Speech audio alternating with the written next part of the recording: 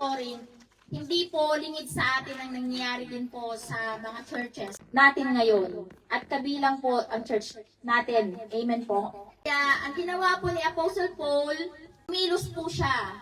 He tries to do ways para sa mga taga-Church of Corinth at para mamuhay po sila ng banal. Ilagay po natin mga kapatid yung paalala ngayon ni Apostle Paul sa 1 Corinthians chapter 15 sa mga taga-Church of Corinth. Ilagay po natin na bilang paalala din po sa atin ngayon. Amen po. This word is for us mga kapatid. Paul understand that in order to live a victorious life, there is a certain things that we need to understand. Para daw po mamuhay ng matagumpay, alam ni Paul na dapat merong maintindihan ng bawat isa. And that is the resurrection. Amen. Apostle Paul spent the whole 1 Corinthians chapter 15 talking about the resurrection of Jesus Christ. At yan po ang ating pag-aaralan sa gabi nito mga kapatid.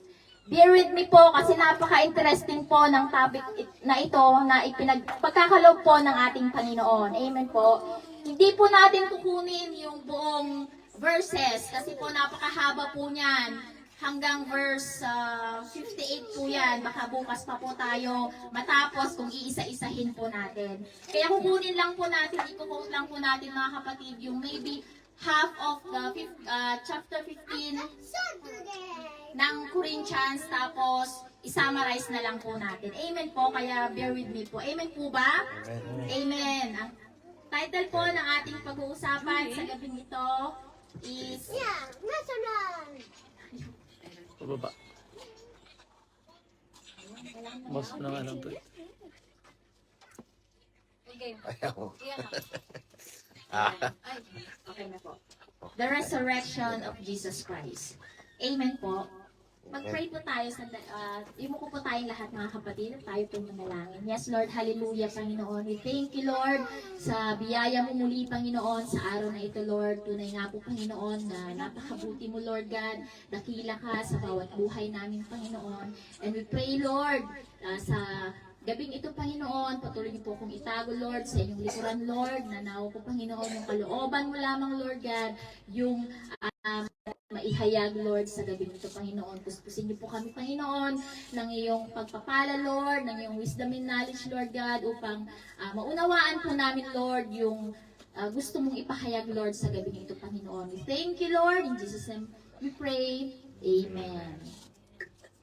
Ayan po, sabi po nga natin kanina, mga kapatid, you cannot live a victorious life kung hindi ka naniniwala sa resurrection.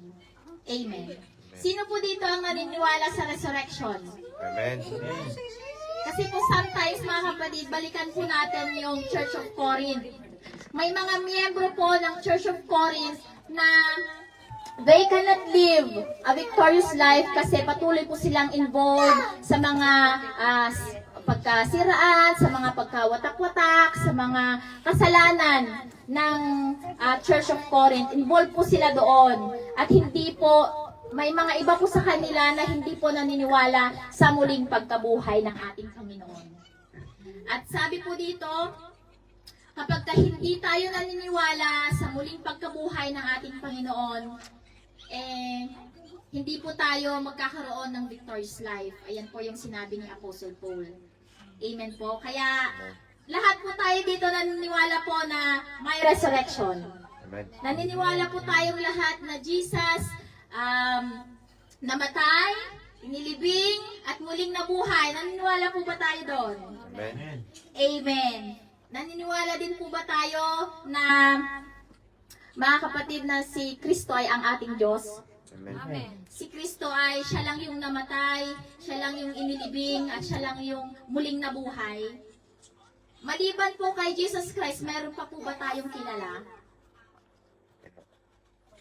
Wala na po ba? Sigurado po tayo wala na po? Habang namatay, pinuhay. Ayun. Si Jesus Christ lang po yung namatay, yung inilibing, at pagkatapos po ng 3 araw, muling nabuhay. Amen po. Amen.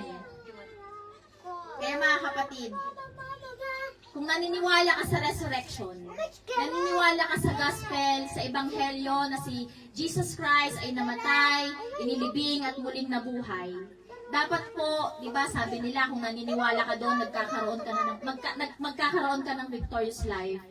Dapat, hindi ka na sinasabihan na every Friday church day. Dapat kung naniniwala ka sa resurrection, dapat every Friday present ka sa church. Amen. Amen. Dapat lahat ng gawain ng Lord, present ka kasi nga, yung ebanghelyo, yung gospel, niyayakap mo. Amen po. At i-consider po natin, maliban na lang kapag may urgent kang trabaho, may importante kang lakad, meron kang gagawin na acceptable naman sa ating Lord. Maiintindihan po yun ng ating Lord. Pero kung meron ka namang time, meron ka namang panahon, bakit hindi po tayo pumunta sa kaharian ng ating Lord? Amen po. Amen. Kasi if you truly believe in the resurrection, mga kapatid, you will live differently. Mamumuhay ka ng kakaiba because you believe in the resurrection. Amen. Sabi po sa verses 1 to 2, sabi po dito, "Now, brothers and sisters, I want to remind you of the gospel I preached to you, which you received and on which you have taken your stand. By this gospel you are saved. If you hold firmly to the word I preached to you, otherwise you have believed in vain." Amen. Sabi po dito, ang gospel o ang ebanghelyo, yan po yung pagkamatay, yung pagkalibing at muling pagkabuhay ng ating Panginoon. Amen. Dito po, sinasabi po ni Apostle Paul that if you truly put your faith in Jesus, you believe in faith that Jesus died, buried, and rose again, and when you encounter the Lord and be born again, and when you give your life and heart to Him, and He lives in you, it's impossible to believe in these things, sabi dito, and all of the sudden, hindi ka na naniniwala sa Kanya. Amen. Sabi ni Apostle Paul, kung ibinigay mo ang buhay mo, tinanggap mo si Lord bilang tagapagligtas mo, na born again ka, naniwala ka sa muling pagkabuhay, naniwala ka sa gospel, it is impossible na naniniwala ka na tapos darating ang pagkakataon na hindi ka na lang naniwala. Hindi mo na lang pinaniwalaan basta-basta yung ebanghelyo. Amen. May makakapag-change pa ba? May makakapagpabago pa ba ng niyayakap nating gospel, mga kapatid? It is impossible to encounter Jesus and later on, you will believe no more. Amen. Amen. O posible pa ba yun, mga kapatid? Kasi mga kapatid, if you truly believe in the resurrection, ang kapangyarihan ng pagkabuhay will give you the power that will change your life. Amen po. Ano yung kapangyarihan na makapagpabago sa buhay mo?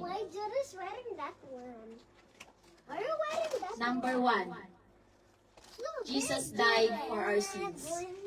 Sabi po sa verse 3, "For what I received, I pass on to you as first importance, that Christ died for our sins according to the Scripture."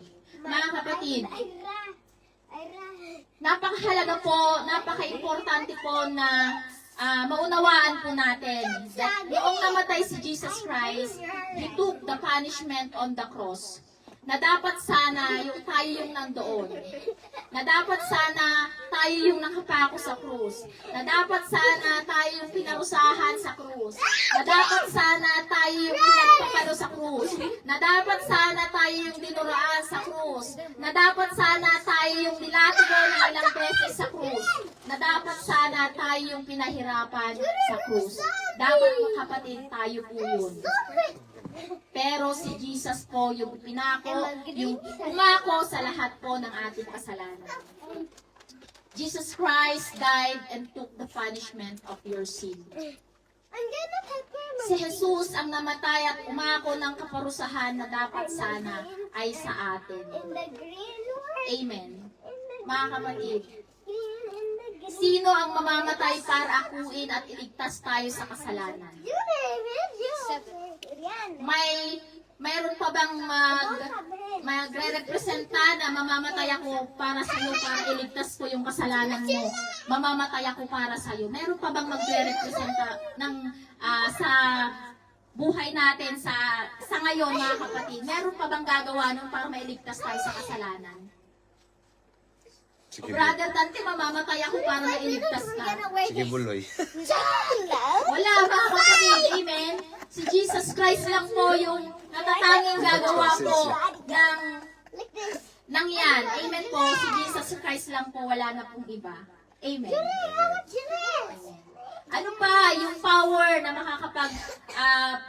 makakapagpabago ng buhay mo? Sabi po sa verse 4a, dito po, Jesus buried, that He was buried. Ang Panginoon daw po ay inilibing. Sino pong naniniwala na ang Panginoon ay inilibing? Amen. Hindi lang po siya basta inilibing, mga kapatid. When He get buried, ito po yung patuloy po, yung palagi po nating sinasabi. The burial means that He took away all our sins and buried them. Ang ibig sabihin po noon, nung si Kristo po ay inilibing, dala-dala niya na po, kasama niya na po, o kinuha niya na po yung ating kasalanan. At kasama niya na pong inilibing yung kasalanan natin. Amen. Amen. At ang kasalanan na yon, sabi po, He remembers no more. Nung namatay si Jesus para sa ating mga kasalanan, nung namatay si Jesus para pagbayaran yung ating mga kasalanan, inilibing siya kasama yung kasalanan natin. And He remembers our sins no more. Amen. Yan po ang sinabi sa Hebrew chapter 8 verse 12. For I will forgive their wickedness and will remember their sins no more. Inilibing na po ng ating Panginoon yung ating mga kasalanan. Kasama niya na pong inilibing yun. At hindi niya na pa inulit, hindi niya na inulit-ulit pa sa'yo, hindi niya na pinagsabi sa iba, hindi niya na inalala pang muli. Yan po ang sabi ng Bible. Yan po ang sabi ng Hebrews 8:12. He will never remember your sins no more. Amen. Mga kapatid, sino pa ba ang makagagawa niyan sa atin? Mamamatay at kasama niyang inilibing ang ating mga kasalanan. Walang iba kundi si Jesus lamang. Amen. Kung mapapansin po natin ang mga tao, paulit-ulit nilang ipinapaalala sa atin yung mga kasalanan natin. Kahit na sabihin natin, andun na yung forgiveness. Diba? Nagpapagawaran na kayong dalawa sa isa't isa. Pero they will always remind us. They will always remember our sins. Diba? People will always bring back kung ano yung nakaraan mo. Paulit-ulit yan. People will always bring back kung ano yung natapos na. Pero mga kapatid, nung si Jesus Christ yung inilibing, dala-dala niya yung kasalanan natin, and He remembers no more. And He remembers your sins no more. Amen. Amen. At siya ang Panginoon ang pinaglilingkuran natin ngayon. Amen po ba? Amen. Kapag ba iniisip mo na inilibing na ni Jesus lahat ng iyong kasalanan, kapag ba iniisip mo na kasama niya nang inilibing yung kahihiyan mo, lahat ng kasalanan na ginawa mo, anong feel mo, mga kapatid? Masaya ka ba? Masaya ka ba na kasama na ni Lord na inilibing yung mga kasalanan mo? Amen. Oo, mga kapatid, yes, the devil will always remind us kung ano yung mga pagkakamali natin noon. Gawa yan ng kaaway, mga kapatid. Uulit-ulitin niya yan na ipapaalala sa'yo. Yan ang gawa ng kaaway. Para mag-self-pity ka, para matempt ka ulit ng kaaway na gawin mo ulit yung mga bagay-bagay na inilibing na ng ating Panginoon. May mga ganyan po, mga kapatid. So sabi, tandaan po natin na ang salita ng ating Panginoon, God remembers your sin no more. Amen? Sabihin mo nga sa iyong katabi, Kasama na ang inilibing ng Panginoon yung kasalanan mo. Kasama na yung kasalanan natin. And He remembers no more. He remembers no more. Kaya stop sinning. Stop sinning. Amen. Amen. Sabi ko sa verse 4a, dito naman po yung Jesus rose again. Ayan. Sino po naniniwala na si Jesus ay muling nabuhay? Amen. Sabi po sa verse 4b, that he was raised on the third day according to the scripture. Sabi dito, si Jesus po ay nabuhay muli pagkalipas po ng 3 araw. Jesus got up from the grave. Jesus conquered the grave. And He came alive. Amen. Amen. Ito yung importante mga kapatid. Napakahalagang malaman at maunawaan po natin na part po ng Ebanghelyo ang muling pagkabuhay ng ating Panginoon. Amen po. The same power that raised Him from the dead is the same power that will give your life to live. Amen po. Sino po maniniwala doon? Na ang kapangyarihan na bumuhay sa Kanya sa kamatayan ay ang kapangyarihang magbibigay sa atin ng panibagong buhay upang mabuhay ulit. Amen. Sabi po sa Romans 8, verse 11, and if the spirit of Him who raised Jesus from the dead is living in you, He who raised Christ from the dead will also give life to your mortal bodies because of His Spirit who lives in you. Amen. Sino po yung Espiritu na nabubuhay po sa atin ngayon, mga kapatid? Amen. Kaya sabi po dito, kung yung kapangyarihan na bumuhay muli, kaya Jesus Christ ay yun din po, same power na magbibigay sa atin ng kapangyarihan upang mabuhay muli ng panibagong buhay. Same power, mga kapatid. Masaya po ba tayo doon? Amen. Amen. Kung dedepende lang po tayo sa ating sarili, mga kapatid, hindi natin kayang labanan at hindi natin kayang mapagtagumpayan ang ating kasalanan. Amen. Hindi po natin kaya, mga kapatid. You cannot stop doing what you are doing by your own power. Hindi mo kayang pigilan yung mga dapat mong pigilan kung sarili mong kakayanan lamang ang pipigil mo. Dahil kung sarili mong kakayanan lamang yung magsasabi na titigilan mo yan, hindi mo yan matitigilan. Kasi iba yung kapangyarihan mo sa kapangyarihan ng ating Panginoon. Amen. Amen. Hindi po natin yan kaya, mga kapatid. And the power that will give you the ability to live righteous is the same power that raised Him from the grave. Yung kapangyarihan na yon ang tutulong sa atin na magbago, na ma-overcome natin yung nature natin na hindi na maganda, para ma-overcome natin yung mga hindi kanais-nais natin na gawa. Kasama na dyan yung mga bisyo natin, yung pagmumura natin, yung pagsisinungaling natin, at madami pang iba. Dahil by our own power, hindi po natin yan kayang tigilan. Amen po. Hindi po natin yan kayang malagpasan. Hindi po natin yan kaya, mga kapatid. Dahil nature na po natin yan. At ang tanging makaka-overcome lang nito ay ang kapangyarihan na nakapagpabuhay sa ating Panginoong Hesus Kristo. Amen po. Sabi po sa chapter 15, dito po sa chapter 15, Paul teaches us or remind us na if you want to live a holy and victorious life, mga kapatid, kailangan po nating maniwala sa Ebanghelyo that Jesus Christ on the cross, Jesus was buried, and after 3 days, He rose again. Kasi po, mga kapatid, maraming katuruan sa labas na kapag ito ay namatay, it is finished na. Diba? Maraming katuruan sa labas na kapag ikaw ay tao, hindi ka mamamatay at hindi ka mabubuhay muli. Amen? Pero sabi po ni Apostle Pablo, hindi totoo yan dahil may resurrection. Amen po?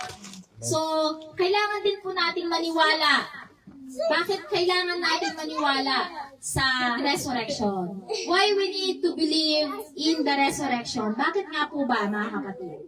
Also this, I know. That is right. Sabi po dito, Also this. number 1, there are witnesses to Jesus' resurrection. May mga witnesses po sa pagkabuhay muli ng ating Panginoon. Amen. Sabi po sa verses 5 to 8, and that He appeared to Cephas, and then to the 12. After that, He appeared to more than 500 of the brothers and sisters at the same time, most of whom are still living. Though some have fallen, sabi dito, fallen asleep, then He appeared to James, then to all the apostles, and last of all, He appeared to me also as one of the abnormally born. Sa kahuli-hulihan, sabi niya, Apostle Paul, nagpakita din siya sa akin. So mga kapatid, hindi po guni-guni lamang yung muling pagkabuhay ng ating Panginoon dahil may witnesses po. May nakakita po, marami pong witnesses sa kanyang muling pagkabuhay muli. Amen. Sabi nga po dito, mga kapatid, sabi niya Apostle Paul, di ba kilala siya bilang taga-usig ng mga Kristiyano? Kasi marami pong hindi naniniwala sa mga sinasabi ni Cephas, sinasabi ng mga apostle, pero sabi ni Apostle Paul, sabi niya, kung hindi kayo naniniwala sa kanila, at least maniwala man lang kayo sa akin. Sabi ni Apostle Paul sa mga tao. At alam po natin si Apostle Paul that time, sikat po siya. Amen. Kilala po siya ng taong bayan. Amen po. Number 2, bakit po natin kailangang maniwala na may resurrection? Life is worthless if there is no resurrection. Sabi po sa verses 12 to 19, but if it is preached that Christ has been raised from the dead, how can some of you say that there is no resurrection of the dead? If there is no resurrection of the dead, then not even Christ has been raised. And if Christ has not been raised, our preaching is useless, and so is your faith. More than that, we are then found to be false witnesses about God, for we have testified about God that He raised Christ from the dead, but He did not raise Him if in fact the dead are not raised. For if the dead are not raised, then Christ has not been raised either. And if Christ has not been raised, your faith is futile, sabi niya dito. If you are still on your sins. Verse 18, then those who also have fallen asleep in Christ are lost. If only for this life we have hope in Christ, we are of all people most to be pitied. Kaya tayo po yung kinakaawaan. Tayo po yung, pag hindi po tayo naniniwala sa resurrection, kawawa daw po tayo. Sabi po dito, mga kapatid, walang kabuluhan ang buhay kung wala pong muling pagkabuhay. Sabi ni Apostle Paul, anong meaning ng buhay kung si Kristo ay hindi muling nabuhay? Sabi po sa verse 12 to 14. Amen. If Christ is not risen, sabi niya, then our preaching is empty. Walang kabuluhan ng ating pag-aaral, walang kabuluhan ng pagpunta natin ng church, walang kabuluhan ng ating pangangaral kung hindi muling nabuhay si Jesu Kristo. Amen. Amen. Our faith is also empty. If Jesus did not come out from the grave, what we believe is worthless. Wala daw pong kabuluhan. Yung amen. Wala ang kabuluhan ng ating pananampalataya kung hindi nabuhay muli ang ating Panginoon. Mga kapatid, naniniwala po ako na lahat po ng nakaupo ngayon dito ay nakatanggap na ng himala mula sa ating Panginoon. Amen. Nakatanggap na po tayo ng himala mula sa ating Panginoon dahil sa ating pananampalataya. And so, our preaching is not empty. Dahil nakikita natin ang bawat pagkilos ni Lord sa ating buhay. Amen. Hindi lang sa ating buhay, kundi sa ating mga mahal sa buhay. May mga hindi kayang gawin ng tao at ang Diyos lang ang nakakagawa ng mga bagay-bagay sa ating buhay. Mysteriously, mga kapatid. Amen. Kaya lalahanin natin ang amazing na pagkilos sa atin, sa ating buhay ng ating Panginoon. So, our faith is not empty. Naniniwala po ba kayo? Our faith is not empty. Amen, mga kapatid? Amen. Amen. Sabi po sa verse 15 to 17. Ayan. Sabi po dito, kung yung pananampalataya natin is kung hindi po na-conquer ni Jesus Christ yung grave, kung hindi po siya muling nabuhay muli, sabi dito, your faith is empty. And you are still in your sins, sabi dito. Pero dahil sa kapangyarihan ng Diyos na muling bumuhay sa Kanya mula sa mga patay, ay nagkaroon po tayo ng pagbabago sa ating buhay. And we are not the same sinner we are used to be. Amen? Amen. Dahil binago ka na ng Panginoon na. Amen po. Kaya mga kapatid, search po natin yung heart na binago ng ating Panginoon. May nabago po ba? Meron. May pagbabago po ba sa atin? Bilang isa na po tayong naniniwala sa resurrection. Mga kapatid, the Lord gather us here today para i-remind po sa ating lahat na may pagkabuhay namang muli. And there is a power in resurrection. Amen. Amen. The power that will give you life, and hindi lang basta-basta life, sabi ni Apostle Paul, the power will give you life, at hindi lang basta-basta life, kundi life na masagana. Life na buong-buo ng kasaganahan. Amen. The power to forgive your sins. And the power to lose you from your circles. Amen. Ano man yung pagkakagapos mo, i-break yan ni Lord. Ano man yung hindi mo mapakawalan yan, pakakawalan yan ni Lord. He will break every chains in your life. Amen po. And that is the power of the resurrection. Amen. Ano pa po? The wonder of His resurrection. Sabi po sa verse 15. More than that, we are then found to be false witnesses about God. For we have testified about God that He raised Christ from the dead, but He did not raise Him in fact, the dead are not raised. Sabi dito, He is the one that conquered the grave and then go to the heaven. Amen. Mga kapatid, may kilala ba kayong namatay, tapos muling nabuhay, tapos nagpunta sa langit? Ay, hindi na punta sa langit, namatay ka. Si Lazarus namatay, di ba? Tapos muling nabuhay, di ba? Pero hindi siya nagpunta sa langit ng buhay pa. Amen. Maraming binuhay sa Bible na oo. Maraming namatay, nabuhay doon sa Bible, pero hindi nagpunta ng langit. Na nabuhay muli, tapos pinunta na sa langit. Wala po. Si Jesus Christ lang po yun. Amen. Noong si Jesus pa ay hindi pa dumating, mga kapatid.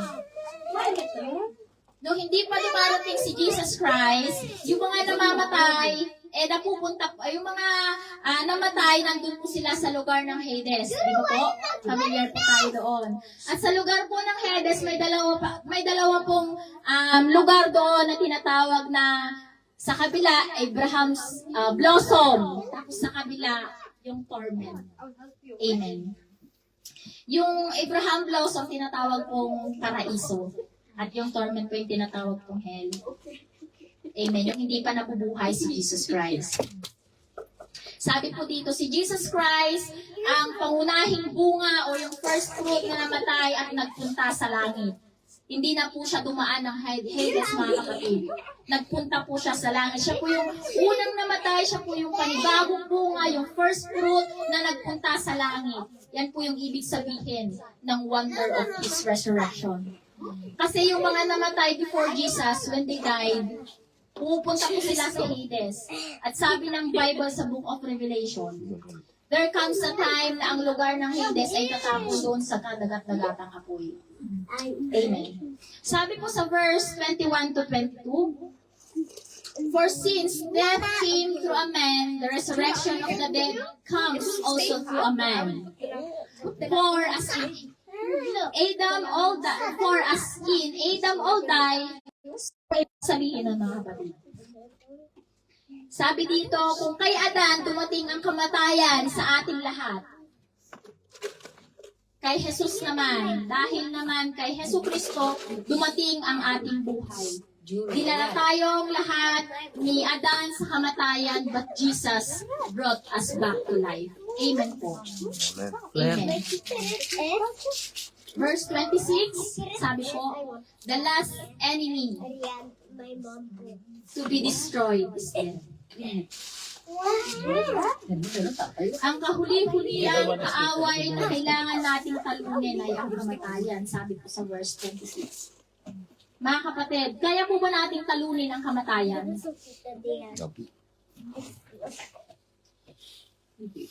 Kaya po ba ang talunin ng pananampalataya natin ang kamatayan? Mga kapatid, kung kayang talunin ng pananampalataya ang kamatayan, eh di sana buhay pa si Abraham. Sana hindi namatay si Abraham kung kayang talunin ng pananampalataya ang kamatayan. Amen. So, yan. Hindi po yun kayang talunin ng pananampalataya lang, mga kapatid. Kung ang pagiging righteous o yung pamumuhay ng matuwid ay kayang talunin ng kamatayan, eh di sana buhay pa po si Noah. Pero namatay po si Noah. Kaya hindi po ang pagiging righteous o ang pagiging matuwid ang makapagliligtas sa iyo sa kamatayan. Kung kayang talunin ang perseverance ang kamatayan, eh di sana buhay pa si Job. Dahil di po alam po natin si Job, nag-release ng maraming pagsubok, maraming problema sa kanyang buhay. Pero he persevere. Pero namatay po siya. Amen. Amen. Ano pa po mga kapatid? Kung kayang talunin ang kamatayan, ang pagiging prayerful, eh di sana hindi din po namatay si Daniel. Kaya lang, hindi po mga kapatid. None of these things will conquer death. But when Jesus came, ito mga kapatid, when Jesus came, when He died and buried and rose again from the dead, He did conquer death. Amen. And the same power that conquered Him from the dead is the same power that will give you life today. That save you today. Kung si Jesus ay hindi muling nabuhay mula sa mga patay, wala siyang kaibahan sa atin. Amen. But he got up from the grave. He conquered the grave, mga kapatid. That's why I believe in the power of the resurrection. At naniniwala po tayo na lahat po tayo dito naniniwala sa kapangyarihan ng muling pagkabuhay. Amen. And we need to believe, mga kapatid. Panindigan po natin yung paniniwala natin. Panindigan po natin yung ebanghelyo na si Jesus Christ ay namatay, si Jesus Christ ay inilibing, at si Jesus Christ ay nabuhay muli at umakyat sa langit. At may second coming, mga kapatid. Amen. Sabihin nga po natin, I believe in the power of resurrection. Amen. Ano lang po tayo, mabilis lang po tayo ngayon, mga kapatid. Pero alam ko po na yung kapangyarihan ng ating Panginoon, ipapaintindi niya po sa atin kung ano po yung dapat natin maunawaan. Amen. Sabi po sa John 10:10a, the thief comes only to steal and kill and destroy. Si Satanas daw po, mga kapatid, walang ibang gagawin kundi nakawin ka, patayin ka, at siraan ka. Yan po si Satanas, mga kapatid. Yan po ang sandata ni Satanas, ang kamatayan. Kaya nga pagka kamatayan yung pinag-uusapan, si Satanas po yung una nating na-visualize Di ba si kamatayan, o si tanim yan. Yan po si kamatayan. Ang kamatayan po tinatawag, si tanim po tinatawag na kamatayan. At ang gawain po ni Satanas ay para nakawin ka, para sirain ka, at para patayin ka. Yes. But sabi po, sa John 10:10b, I have come that they may have life and have lived it to the full. Amen. Amen. Sabi, pero naparito ang Panginoong Jesus, namatay, nailibing, at muling nabuhay to give you life. And that life and that life and have it to the full. Sabi niya ganon. Hindi lang basta-basta life. Bibigyan kanya ng masaganang buhay. Amen po. Amen. Amen. Romans chapter 6 verse 23. Sabi po dito, for the wages of sin is death, but the gift of God is eternal life in Christ Jesus our Lord. For the wages of sin is death. For the wages of sin is death. Walang ibang makakatalo sa kasalanan kundi ang kamatayan. At sino po ang namatay para sa ating mga kasalanan, mga kapatid? Si Jesus Christ. So that magkaroon po tayo ng eternal life. Amen.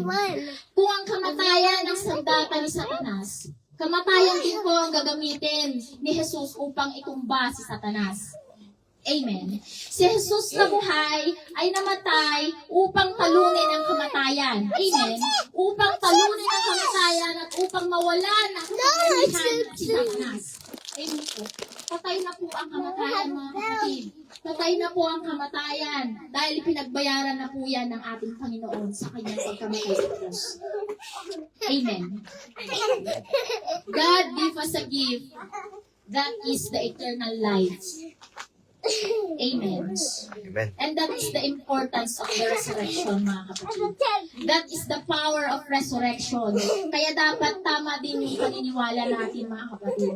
Dapat tama din yung ibig sabihin na pinaniniwalaan natin kung ano nga ba talaga yung resurrection.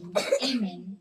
Bilang isang Kristiyano, pinaalalahanan po muli tayo ng ating Panginoon kung gaano kahalaga, kung gaano ka-importante, kung gaano ka-powerful bilang isang mananampalatayong paniniwala natin ng resurrection. Kung ano po ba talaga yung nakapaloob sa resurrection.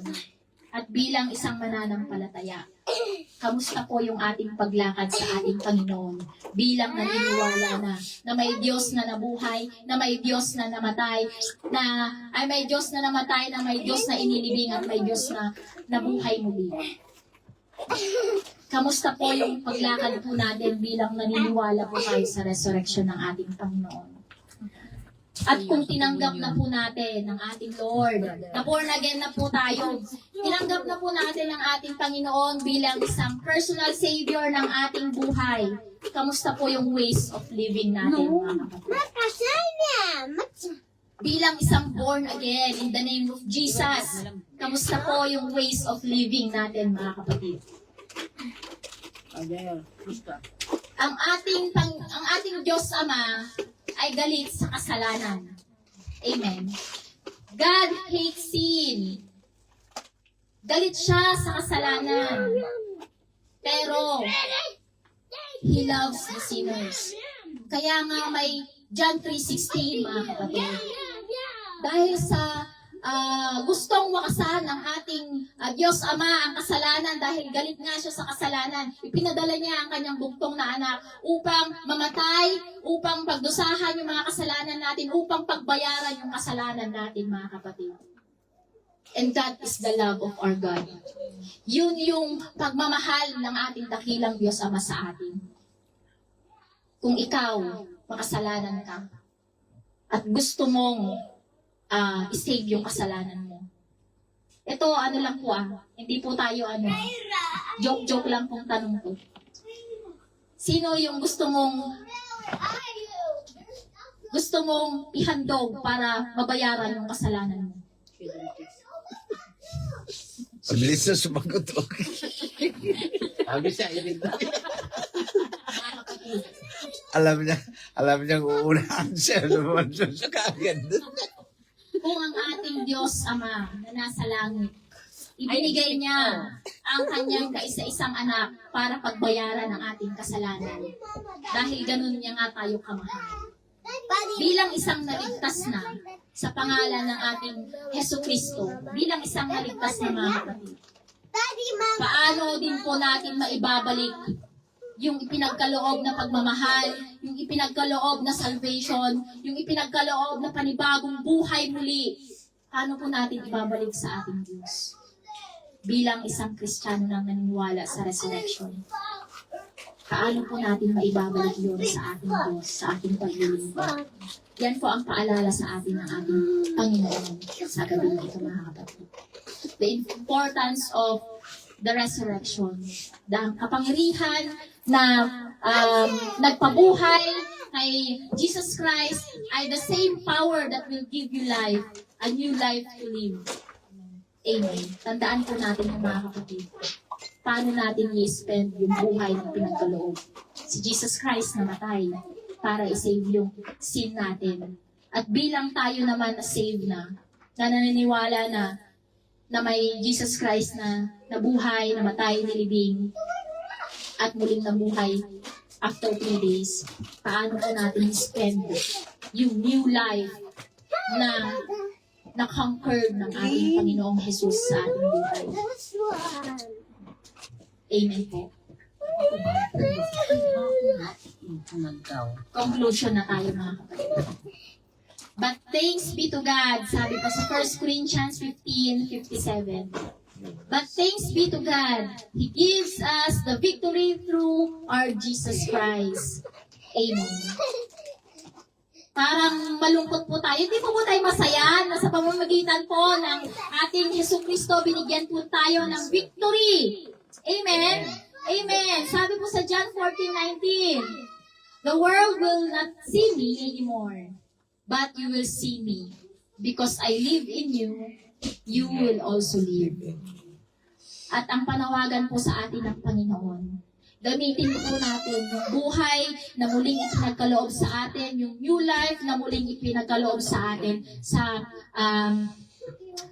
ikakalugod po ng ating Panginoon. Amen. Hindi, isipin po natin yung kasalanan natin na pinagbayaran ng ating Panginoong Hesus Kristo, na na-save tayo. Paano natin ibabalik yon bilang tayo ang mga anak niya? Bilang sinasabi mong anak ka ng Diyos. Paano natin ibabalik yon sa pamamagitan ng ating paglilingkod sa ating pananampalataya? Opo. Pero paano po yung ways ng living natin?